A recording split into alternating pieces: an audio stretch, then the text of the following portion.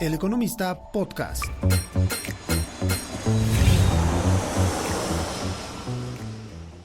Hola, ¿qué tal? Soy Yolanda Morales Quiroga, reportera del periódico El Economista, editora del reporte especial de Nearshoring y conductora del podcast que también produce El Economista, que se llama Nearshoring.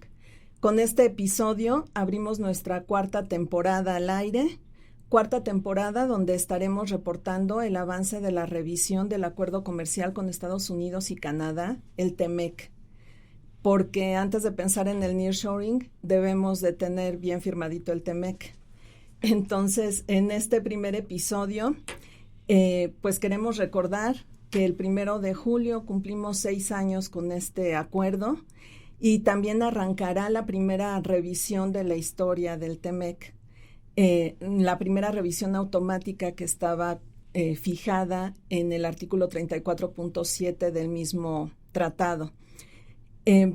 Pues será la primera revisión del joven acuerdo y los 3 socios comerciales, Estados Unidos, Canadá y México, estarán ahora mismo preparando su estrategia para discutir el tema de los aranceles, así como las nuevas prioridades de cada uno de los involucrados.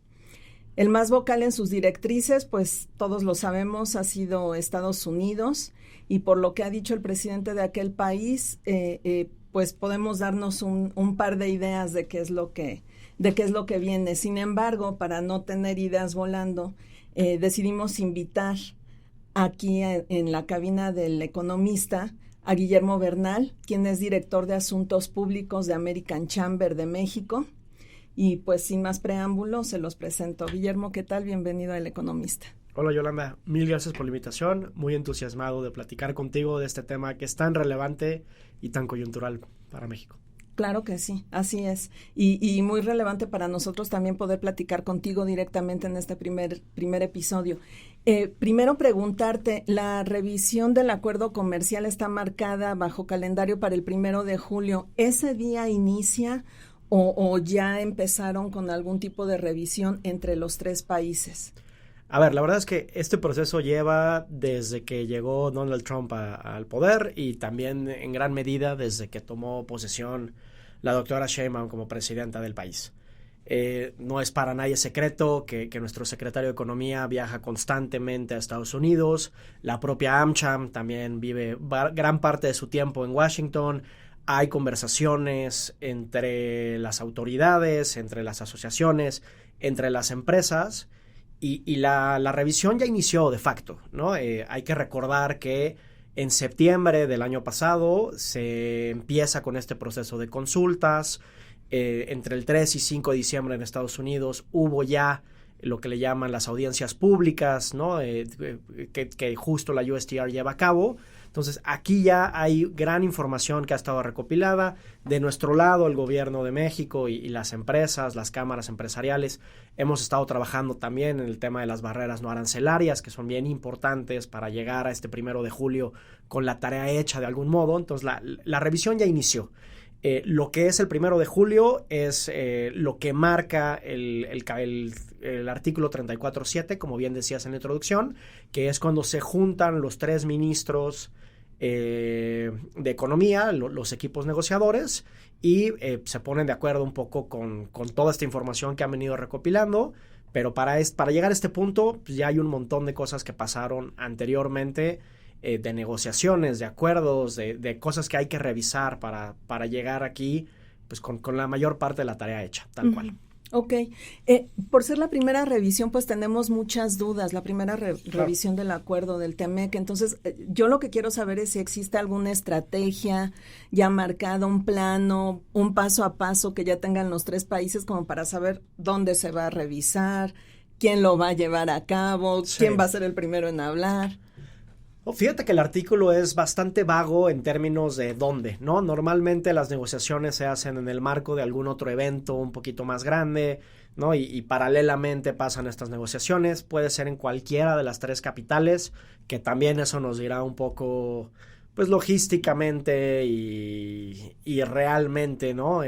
Nos podrá dar una pista de qué es lo que se está discutiendo. Si me lo preguntas a mí, yo creo que va a ser en Washington, D.C., pero no hay un como periodo establecido de cuándo tiene que terminar este proceso de revisión, y no hay tampoco una logística de nos vamos a reunir 17 veces y a la 17 ya determinamos si sí o si no. No, insisto, las negociaciones también se han llevado a cabo previamente, y este es nada más como el banderazo oficial que está marcado como tal en el tratado. Pero había procesos muy claros que había que cumplirse, ¿no? Los 270 días para el periodo de consultas, que ya se cumplieron. Entonces, aquí vamos a llegar ya con las cartas un poco a la mesa, y aquí es donde determinaremos si el tratado se amplía por otros 10 años o si nos vamos al otro escenario que es bastante plausible, que son las revisiones año con año. Ok, justo eso te iba a preguntar, si hay como algún plazo para saber hasta cuándo puede prolongarse esta revisión. Y pues por lo que me dices, no hay nada escrito, ¿no? Se está haciendo camino al andar, digamos. Es correcto, y aquí pues están mezclados muchos temas, ¿no? También de geopolítica, de política, ¿no? Vienen elecciones intermedias en Estados Unidos en noviembre, y todo esto hay que tenerlo en cuenta para cuando llegue este 1 de julio. Si no se llega a un acuerdo el 1 de julio, no es que automáticamente el tratado expira. La cláusula lo que establece es que si no llegamos al acuerdo de extender el tratado en este 1 de julio, lo que sucede es que empiezan a tomarse lo que le llaman yearly reviews. Entonces nos vamos año con año a un proceso de revisión hasta la primera fecha de expiración probable del tratado, que es el 2036. Uh-huh. O sea, en el peor de los casos tendríamos tratado hasta el 2016, pero cada año 36, pero cada año se estarían sentando los 3 países, ¿no? Sí, creo que lo pones bien en el peor de los casos, porque mientras no estemos con un trato incierto y avanzando en la dirección de que ya tenemos un acuerdo comercial, la incertidumbre sigue, ¿no? Y eso le pega a los productores, a las empresas, a las economías de los 3 países, tal cual. Ok. Nos hablabas de los acuerdos, de estas revisiones que se hicieron intersectoriales en Estados Unidos dentro del en el marco de la ley, ¿no? De la regulación que tenían ustedes en Estados Unidos que reunirse para escuchar a los sectores. Te quiero preguntar si nos puedes dar como un breve resumen de cuáles son las principales preocupaciones que traen en la mesa. Vimos algunas en los medios, ¿no? Pero sí, bueno, hay un montón. Los procesos de consulta se llevaron a cabo en los 3 países. La lógica de las consultas es distinta en cada país, y la lógica de lo que estamos discutiendo con Estados Unidos al centro de esta revisión del tratado es distinta, ¿no? Por ejemplo, Canadá y Estados Unidos pues tienen todo lo que tiene que ver con los lácteos, ¿no? Que ahí hay bastante desacuerdo, y seguramente es algo que tienen que negociar entre ellos dos. Nosotros tenemos nuestra propia serie de problemas que resolver, que discutir, y que son prioritarias para las empresas de ambos países. En primer lugar está el tema de las reglas de origen, ¿no? Del contenido que se produce en los 3 países, ¿no? Concretamente en Canadá, Estados Unidos y México, porque ahí también hay que tener la consideración de China, ¿no? Que es parte de la agenda que está, pues, de alguna forma influyendo en todo el proceso de revisión. Estados Unidos tiene una política muy clara de que quiere pues reducir la dependencia que tienen de insumos de mercados asiáticos, pero particularmente de China, y ahí hay toda una estrategia de cómo podemos blindar la región de alguna forma, desarrollar proveeduría local, y todo eso tiene que ver con las reglas de origen. Está, por ejemplo, el mecanismo de respuesta rápida de temas laborales, que también es prioritario para Estados Unidos y súper importante para las empresas. Eso también va a estar en discusión. Están los temas de propiedad intelectual, ¿no? Que por ejemplo, salimos en la lista de cuidado, de atención, que en el reporte 301 que publica USTR, ¿no? El año pasado. Esos temas tenemos que resolverlos para el proceso de revisión.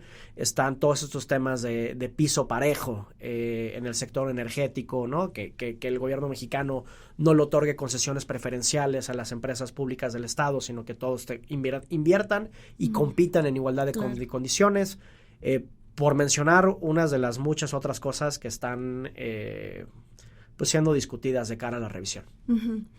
Aquí en México vimos, después de estas consultas que hicieron en Estados Unidos, vimos cierta preocupación entre los empresarios que ya han trabajado aquí en México, ahora sí que ya conocen cómo operamos, preocupación por ciertos temas, ¿no? El respeto al Estado de Derecho, el tema de seguridad, el tema de pues del órgano fiscalizador de México, del SAT.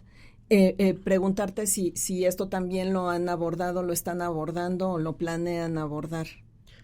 Desde el lado de México, definitivamente sí. O sea, desde el lado de AmCham quiero decir que nosotros representamos a las empresas estadounidenses invertidas en México, también a muchas mexicanas que son parte de la cadena de proveedores y que están directamente vinculadas al comercio entre nuestros dos países. Pero sí, todos estos temas están en los documentos de consulta. En los documentos de consulta que las empresas, los organismos empresariales someten a la consideración de la Secretaría de Economía, pero también a las autoridades norteamericanas y en su caso a las canadienses. Entonces, todos estos temas se tienen que abordar. El orden de prioridad de Estados Unidos puede no ser el mismo orden de prioridad que identificamos nosotros. Por ejemplo, y muy claro, ya también lo adelantabas en la pregunta, para Estados Unidos hay dos temas que son clave y que van a estar mezclados en todo el proceso de revisión. Los temas de migración, por supuesto, y los temas que tienen que ver con seguridad. Las buenas noticias ahí es que creo que es donde hemos dado también como país muy buenos resultados, ¿no? Los cruces ilegales en la frontera están en sus mínimos históricos y pues, los temas de seguridad en la presión que está ejerciendo Estados Unidos, pues también ha respondido el gobierno mexicano con las extradiciones, con las capturas, con lo que estamos viendo de combate al crimen organizado como tal. Muy bien. Pues nada más quiero comentarle a nuestra audiencia que estamos haciendo esta grabación del podcast en el día febrero 24. Entonces, de aquí a que ustedes lo escuchen, pueden cambiar muchísimas cosas, como han venido sucediendo, que de pronto ya tenemos, ya uno piensa que está planchadito casi todo y viene un anuncio, ¿no? Como fue el fin de semana que sucedió en Estados Unidos, la Suprema Corte de Justicia dio un fallo acerca de los aranceles. Entonces, quisiera aprovechar la oportunidad para preguntarte a ti si esto cambia de alguna manera el rumbo de la negociación, de la revisión, o no tiene nada que ver. Me encanta la advertencia de inicio porque las cosas están cambiando día a día y lo que hoy es una certeza, mañana puede tener sus bemoles. Entonces, gracias por esa advertencia, la tomo también. Yo creo que el tema de las tarifas de IEEPA, que son las que se discutieron en la Suprema Corte, un poco se veía venir. Cuando tú revisas la composición de la Suprema Corte, cómo han fallado previamente, ya medio esperábamos ese resultado, que este mecanismo en particular de tarifas lo iban a revertir. Eso no significa que el tema de las tarifas esté resuelto, nada más lejos de ese escenario, porque están las 232, las que tenemos particularmente para el sector automotriz, para los temas de acero y aluminio y para vehículos pesados, que esas siguen vigentes y siguen causando estragos en pues, las empresas que producen en México como tal. Entonces, aquí cambiamos de este 25% para el contenido que no cumplía con TEMEC a 10%. Entonces, para México el impacto realmente no es tan relevante, porque hay que recordar que gran parte de nuestras exportaciones están exentas de aranceles por cumplir con las reglas de TEMEC. Pero pues también le pone algo más de presión a Estados Unidos sobre los mecanismos que puede utilizar para ponerle tarifas a México y al resto del mundo. Y yo creo que esa tendencia de cierta resistencia al uso de las tarifas unilaterales del Poder Ejecutivo va a continuar y puede ser relevante para la negociación, pero realmente las IEEPA en especial no nos afectan tanto. Si me permites, nada más te quiero hacer una última pregunta, a reserva Claro. de que quisieras comentarnos algo adicional, y es si puede haber acuerdo de libre comercio con aranceles. Me parece una súper buena pregunta y muy pertinente. La parte técnica me hace pensar que no le podemos llamar a un acuerdo de libre comercio si tenemos aranceles, pero también me gustaría abordarlo desde una posición muy realista y muy pragmática, que es que el Tratado de Libre Comercio, el TEMEC, entre México, Estados Unidos y Canadá, sigue vigente y nos otorga algunas ventajas, pero no es el mismo tratado de libre comercio que teníamos antes de la llegada de Donald Trump a la presidencia. Y en ese sentido, un poco lo que quisiera transmitirle a la audiencia, a ti, y tratar de explicar, es que la era del libre comercio como tal, lo que consideramos libre comercio, probablemente haya finalizado. Entonces, lo que vamos a ver a partir de ahora son acuerdos regionales, específicos, sectoriales, ¿no? Vamos a ir como prácticamente industria por industria determinando dónde podemos colaborar o competir. Y no va a ser, ya no es este escenario de libre comercio como teníamos hace algunos años. Esa era creo que ha finalizado. Muy bien.